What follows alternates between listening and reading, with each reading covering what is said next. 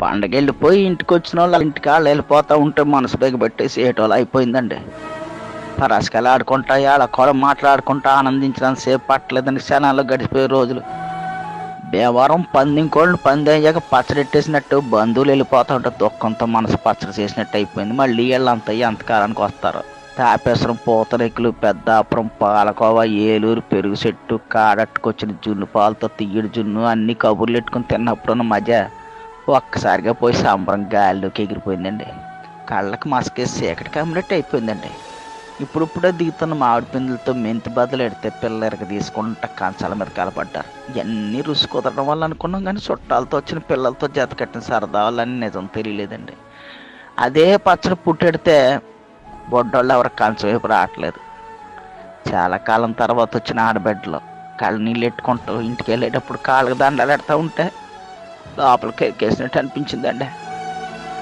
ఏం చేస్తామండి, ఎవరి సంసారాలు వాళ్ళవి.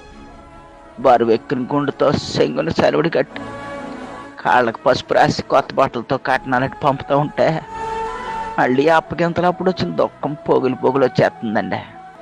గోదావరి అంటే ఏళ్ళ కోళ్ళ మనుషులు అనుకుంటారు కానండి, ఫ్యామిలీ ఎక్కువ ఎర్రోళ్ళు అండి. చాలామందికి తెలవదండి.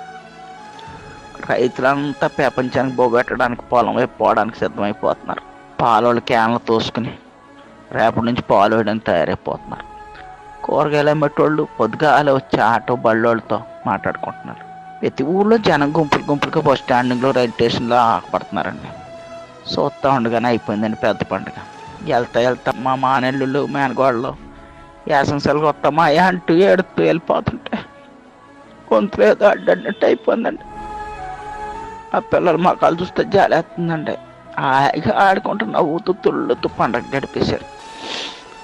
రేపటి నుంచి మళ్ళీ మామూలే అనుకుంటాం కానండి, సంబరం ఒకేసారి ఇల్లులో వచ్చేస్తే అది పోయేటప్పుడు పుట్టిన దుఃఖం కూడా ఇస్తుందండి. క్షణంలో గోదావరి చూడాలంటే మీరు రాజమండ్రి వెళ్ళక్కలద్దండి. మనుషులు కళ్ళు చూస్తే చాలండి, ప్రతి మనుషులో 3 గోదావరి కనిపిస్తాయి. 2 కళ్ళు 2 పాయలు, మనసులో అక్కడ గోదావరి. ఎంత బాధ వచ్చినా తప్పదు కదండి. రోజులు గడాలంటే మళ్ళీ అందరూ ఎవరి పనిలో కళ్ళు వచ్చేయాలి. ఉంటానండి. దేవుడు మనందరికీ మంచి అని కోరుకుంటాం.